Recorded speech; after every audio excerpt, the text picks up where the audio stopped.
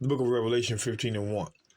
And I saw another sign in heaven, great and marvelous, 7 angels having the 7 last plagues, for in them is filled up the wrath of God.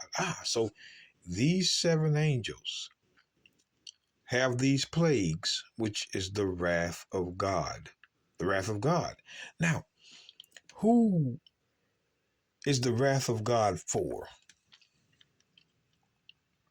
You have to ask yourself that question. And the only way to know is go back in the history. The book of Job. Let me show you. The book of Job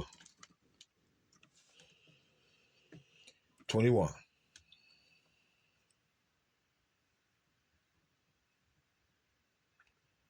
In verse 29. It says, have ye not asked them that go by the way? Question mark. And do ye not know their tokens? That the wicked is reserved to the day of destruction? Question mark. What does that mean? That the wicked is reserved unto the day of destruction. The wicked. Let's look at this wicked. We're going to show you the main thing about the wicked. Psalms 119 real quick. This is plain and simple here. Psalms 119.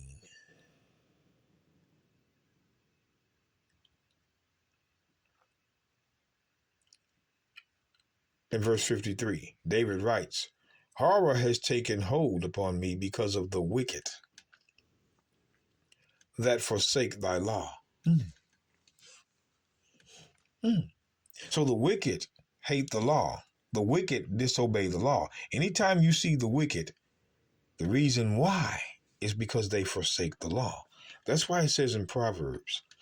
See, these Christians don't read Proverbs and Psalms as they should, and there are reasons why. The book of Proverbs, chapter 28:4. They that forsake the law praise the wicked. See, when you forsake God's law, you praise wicked men. But such as keep the law contend with them. See, that's what we're doing. We're contending with the Sunday Christian church, which is the wicked church, because they forsake the law. They try to cover it with slick scriptures talking about Christ did this, he fulfilled this, he done that. No, brothers and sisters, you can't change what it means. They that forsake the law praise the wicked. When you forsake God's law, you praise the wicked. Who would the wicked be? Other lawbreakers that are higher than you. So lawbreakers praise lawbreakers. But such as keep the law, we contend with them both. So again, brothers and sisters, you can see when you go back to Job, just real quick, this is easy. Just something easy to go over with you. Job 21:30. It says that the wicked are those that hate the law, is reserved to the day of destruction? Question mark. They shall be brought forth to the day of wrath. See, the day of wrath is the wrath of the Lord. And now you can see who the wrath of God is going to be on. Even if you go to 2 Peter. And then before I do that, I want to go to Psalms. See, I like to define what I'm reading. Psalms 43:1. Judge me, O God, and plead my cause against an ungodly nation. O deliver me from the deceitful and unjust man. See, brothers and sisters, an unjust man is a deceitful man, an ungodly man. See, an unjust man is an ungodly man. And you're going to see this again. Let's go to the book of 2 Peter.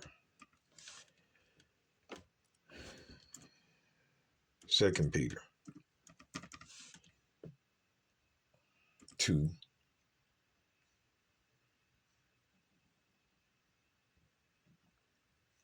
Verse 9. The Lord knoweth how to deliver the godly out of temptations, and to reserve the unjust. See that unjust? See, to reserve the unjust unto the day of judgment to be punished. See, the sinner is reserved unto the wrath of God. That to be punished is the wrath of God.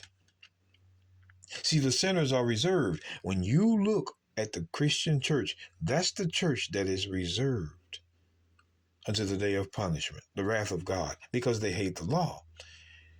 Watch this, 2 Peter 3. 2 Peter 3,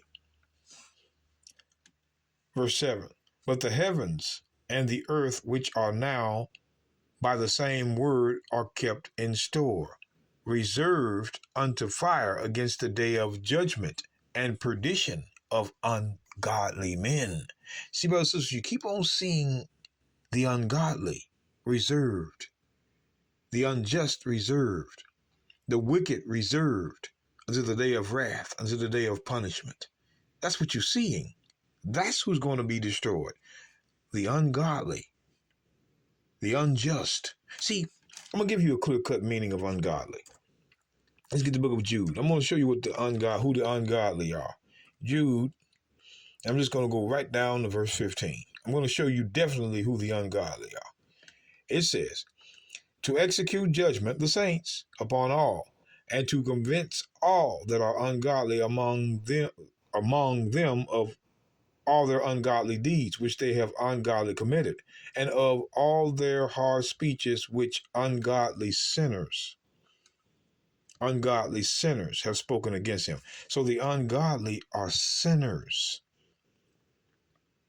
Again, you continue to see the wrath of God is reserved for sinners, the punishment for sinners, those that break the law. So going back to Revelation, real quick, Revelation 15, verse 1. And I saw another sign in heaven, great and marvelous, 7 angels having the 7 last plagues, for in them is filled up the wrath of God. Who is it for? Sinners. That's why, watch the next verse. And I saw as it were a sea of glass, the same sea of glass mentioned in Revelation 4 and 6, mingled with fire, and them that had gotten the victory over the beast. The victory. So you know, if the wrath of God is for sinners, how did these get the victory? And it's also lets you know, brothers and sisters, the wrath of God is going to be on the beast, his image and his mark, and the number of his name. That's who the wrath of God is going to come up against, the beast, with his image and his mark and the number of his name. That's who the wrath of God is coming for. But then it says here, and them that had got the victory.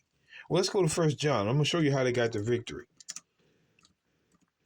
1 John 5, verse 3. Now I want to start in verse 2. By this we know that we love the children of God. When we love God, when we love him and keep his commandments. To love God is to keep the law. For this is the love of God, that we keep his commandments, and his commandments are not grievous. For whatsoever is born of God overcometh the world. And this is the victory. There it is. See, what you see is, when you read the Bible, understand. When you drop down to verse 18, look at this. 1 John 5:18. We know that whosoever is born of God sinneth not. If you're born of God, you keep the law. Sinneth not means you keep the law. But he that is begotten of God keepeth himself, and the wicked one, which is Satan, toucheth him not. So if you're born of God, you're not going to sin, meaning keeping the law. So when we go back to verse 4, for whatsoever is born of God overcometh the world. See, these are the ones that overcame. And this is the victory. The victory came through the keeping of the law, because when you're born of God, you sinneth not. Those that got the victory in Revelation chapter 2 got the victory by keeping law. And no other way.